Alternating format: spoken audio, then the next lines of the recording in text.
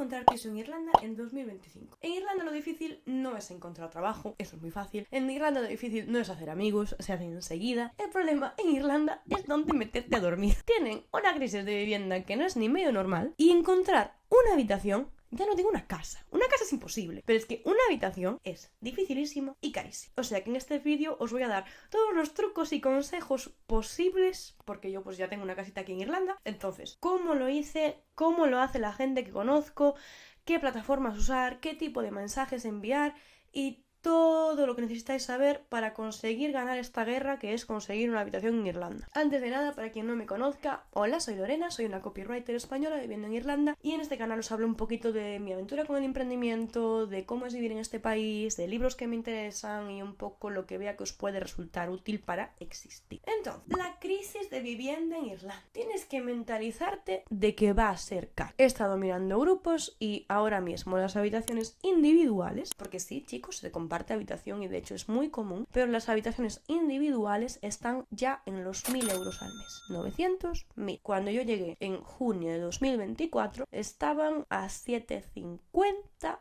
700 si tenía suerte, 800 si era cara. Pues ahora ya a septiembre, estamos en septiembre. A septiembre de 2025 están a 950.000 euros. Porque cada vez hay más personas y hay menos casas. Porque no se están construyendo suficientes casas a la velocidad que está creciendo la población y hay mucha gente que se está lucrando a base de que otra gente no tiene donde vivir. Aquí, ver anuncios de habitaciones compartidas con otras 3 personas, es decir, una habitación pequeña, llena de moho, en la que hay 2 pares de literas y que esa habitación te cueste 600 euros o 500 euros, está a la orden del día. O sea que hay gente viviendo en unas condiciones horribles, a veces es que casi te diría que infrahumanas, y es lo más normal del mundo. No por ser normal tienes que aceptarlo, y yo de hecho aquí te voy a intentar decir que no lo hagas, pero al mismo tiempo también cuando estás llegando lo que necesitas es encontrar un lugar donde meterte y luego ya una vez consigues una proof of residence, que es la prueba de residencia, y ya tienes tu PPS y ya tienes tu trabajo, pues ya puedes ir moviéndote y buscando un sitio mejor, pero de primeras al final necesitas dónde quedarte aunque sea 1 o 2 meses. Entonces, voy a empezar contándoos brevemente cómo lo hice yo, porque al final yo tampoco soy ninguna experta, simplemente soy una persona que ya lo ha hecho y entonces lo que más os puede ayudar es ver cómo lo hice. Yo principalmente utilicé una aplicación que se llama Daft y en esa aplicación mandaba un mensaje a todos los landlords, todas las personas que tenían una habitación publicada y les explicaba un poco quién soy, de qué trabajo, una referencia de otro casero, siempre te la van a pedir, si no la tienes en ventas. Y básicamente un mensaje corto, pero que haga que la persona que te va a alquilar la habitación vea que tú eres una persona adecuada para tener en su casa. Os dejo abajo plantillas y recursos para que le podáis mandar un buen mensaje a vuestros futuros caseros. Entonces, una vez estás mandando estos mensajes, lo que tienes que hacer es enviar muchos. Y cuando digo muchos, no digo 10, no digo 20, digo 100, 200, 300. Porque al final esto es estadística, hay una crisis de vivienda muy grande, conseguir una habitación es muy difícil, con lo cual si una cosa es muy difícil, para que te salga tienes que intentarlo mucho, al final es estadística. Yo siempre digo lo mismo, el mundo no está en tu contra, o sea que si lo haces al suficiente volumen, ya digo 500 es un número muy alto, está muy bien ya. Si envías 500 mensajes y de esos 500 mensajes ni una sola persona te contesta, algo estás haciendo mal. O sea que mándame un email, veo lo que estás mandando y veo cómo ayudarte, porque algo estás haciendo mal. Pero si mandas más o menos la plantilla que te dejo abajo, adaptándola a tu caso específico, debería irte guay. Vale, pues yo les explicaba. Cuando llegaba de que iba a trabajar, les ofrecía una prueba de mis bank statements para que vieran que era solvente y que les iba a pagar el alquiler. Y una vez tenía esto, fui poniendo viewings. Entonces, en mi caso, mi novio fue 5 días antes que yo y estuvo viendo pisos esos días y ya para cuando yo llegué ya teníamos piso, porque él los fue viendo, iba al viewing y ya decía siempre que sí, porque lo importante para nosotros era conseguir un sitio donde quedarnos, aunque fuera bueno, fuera malo, daba igual, lo importante era tener un sitio para empezar. Tuvimos la suerte de que la casa en la que empezamos está bastante bien y ya en esta casa nos quedamos 4 meses. Luego nos fuimos mudando según fuimos cambiando de trabajo y encontrando cosas que nos iban mejor, pero esta fue la forma en la que yo encontré mi primera casa, simplemente mandando muchos mensajes, yendo a muchos viewings y yendo a los viewings y diciendo que sí, llevando los documentos correctos, que más tarde os comentaré qué documentos hacen falta, y eso fue todo lo que yo hice. Ahora, vamos por partes. Esto es Dublín. Entonces, Dublín se divide en estas zonas que estáis viendo aquí. El transporte en Dublín. Tienes los autobuses, tienes el Luas, que es como el tranvía de aquí, y tienes el DART, que es como los trenes, más o menos. Las líneas de buses normalmente van hacia el centro. Es como que el corazón de Dublín es Dublín 1 y Dublín 2, y todas las líneas convergen aquí. También es importante mencionar por la zona de arriba Swords, Donabate y la zona de Malahide y Portmanock, porque sobre todo Swords y Donabate también son zonas en las que vive mucha gente que viene de España o de Latinoamérica, porque Donabate tiene DART, entonces tiene comunicación fácil con Dublín, y Swords está cerca del aeropuerto, entonces vive mucha gente que trabaja en el aeropuerto, y como está el aeropuerto tenemos el bus 41, que es 24 horas, entonces aunque tardas como 1 hora en llegar a Dublín, al tener tan buena conexión y los precios ser un poquito más baratos, también es una alternativa muy buena. De hecho, este fue el sitio en el que yo me quedé al principio. Después, zonas buenas y zonas malas de Dublín. El norte es la zona pobre y más conflictiva, por norma general, y el sur es la zona como más rica y menos conflictiva. Pero hay excepciones. Las zonas más conflictivas específicamente son Coolock y Tallaght y Dublín 1. En Coolock trabajé yo 1 año y estás bien, tampoco pasa nada. Hubo disturbios en una semana específica en los que estuvieron quemando cosas y hubo un día de hecho que tuvimos que marcharnos antes de la oficina porque se estaba poniendo fea la cosa. Y en Tallaght sí que se dice que los niños pasan droga y que por ahí mucho no vayas, y eso está en el sur, pero sí, es como la peor zona. Y después Dublín 1 está lleno de yonkis, de drogadictos, y dice que por la noche yo no iría sola y no me gusta mucho ir a Dublín 1 en general porque ves mucha basura por las calles, ves mucha gente que ha echado su vida a perder y bueno, son cosas duras. Y después las mejores zonas, las zonas pijas, las zonas bonitas, Dublín 2, Dublín 8, Malahide, Fairview, y luego ya Dún Laoghaire y la zona de por ahí del sur también es muy pija, es así como la más bonita. Por ejemplo, yo cuando quiero ir con mis amigas a la sauna o algo así, tiendo a ir por la zona de Dún Laoghaire o de Bray incluso, porque son zonas muy bonitas. Y por consecuencia, esto también se refleja en los precios. Es más caro buscar una casa o en Malahide o en Dún Laoghaire que buscarla en Coolock o en Tallaght. Yo en Tallaght no he vivido, entonces no os puedo decir cómo es. En Coolock sí que he estado y os puedo decir que podéis coger una casa en Coolock perfectamente, no os va a pasar nada. Igual no dejes tu bici fuera porque sí, te la van a robar. Y, hostia, se la dejas sin candado, me refiero. Y ten cuidado con gente que veas que tiene mala pinta, pero hay vida, hay barrios, hay familias, y dentro de que no es la mejor zona del mundo, estamos en Europa, chicos, aquí tampoco pasa mucha cosa. Y después siempre está la opción de cuando ya lleváis más tiempo aquí, iros de Dublín. Yo es lo que he hecho, yo ya no vivo en Dublín, yo vivo en Kells, que está casi a 1 hora de Dublín. ¿Por qué? Porque mientras que en Dublín, para alquilar una habitación individual, estás ahora casi en los 1.000 euros, si eres una pareja pues será mucho más, y si quieres un piso para ti solo, cuando yo los estaba mirando, partían de 2.500 euros, y lo único que había por menos de 2.500 euros eran estudios con paredes de pladur que no eran muy habitables, de 20-25 metros, estaban a 1.700. Y aquí, en Kells, tenemos una casa para mi novio y para mí, una casa de 3 habitaciones, pequeñita, pero de 3 habitaciones, y bueno, y tienes la naturaleza, porque yo os estoy grabando desde aquí. O sea, esto es lo que yo veo desde mi casa. Pues tenemos todo esto por 1.350 euros al mes.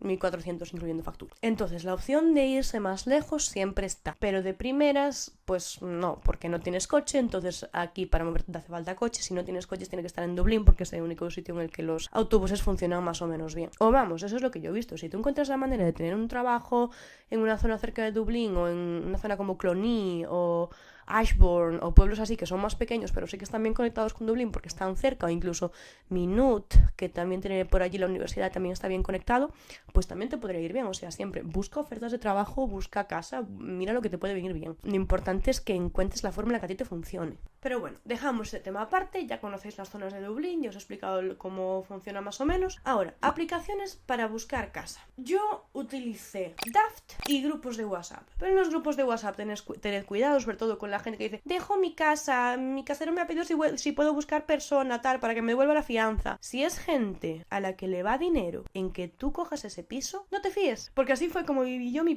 peor experiencia en una casa de una persona que se iba, necesitaba encontrar un reemplazo para para que le devolvieran su fianza y me dijo, sí, está genial y esta casa era un infierno. Y dices tú, no nos haremos eso entre españoles, ¿no? Sí que te lo hago. Entonces eso, grupos, pero que no le vaya a la persona nada en que tú cojas esa casa, sino simplemente decir, porque yo lo puse, yo cuando me fui de otra casa dije, mira, me voy de esta casa, si alguien la quiere, pues el landlord está buscando gente, yo le puedo pasar vuestro teléfono. Pero a mí no me afectaba en nada si lo conseguí o si no lo conseguí. Y después en DAF, o sea, al final es filtrar por share, copias y pegas la plantilla con tu mensaje a todo el mundo y eso, nombre, de dónde eres, de qué trabajas. Sin trabajo, olvídate de conseguir casa. O sea, siempre te van a pedir una proof of work para darte trabajo. Y si no, pues solvencia para mucho tiempo, pero normalmente te piden proof of work. Por eso yo recomiendo de primeras llegar y cogerte un hostel durante 2 semanas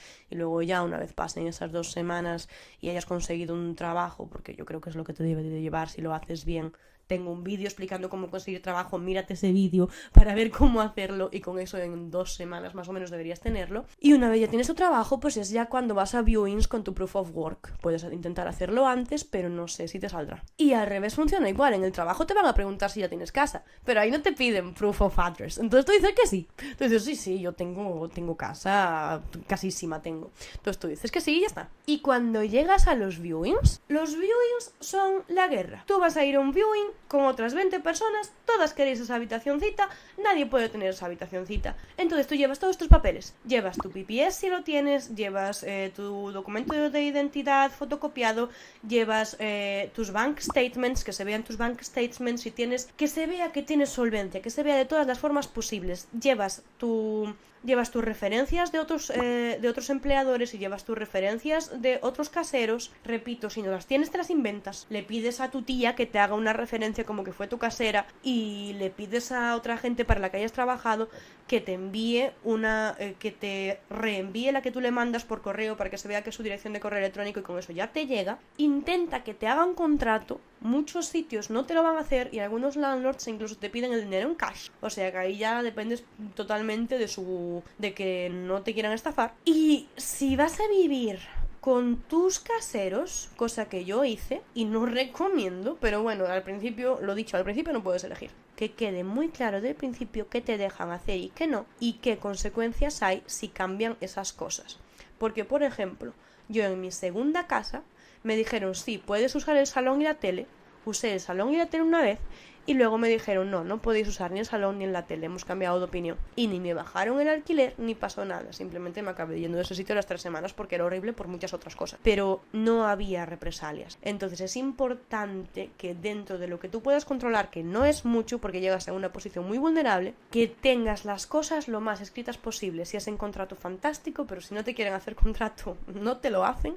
Intenta tener al menos un mensaje por WhatsApp, intenta tener un email, intenta tener algo. Y partiendo también de esta base, es mucho más importante la convivencia que si la casa es más o menos bonita. Esto si ya has convivido con más gente lo sabrás, pero yo nunca había vivido con nadie, yo vivía en casa de mis padres, después viví directamente con mi novio. Y cuando llegué aquí fue la primera vez que tuve que compartir piso. Entonces yo me mudé de una casa en la que estaba más o menos bien a otra porque me gustaba más la casa. Era más chula, era más bonita, me quedaba mejor cerca del trabajo.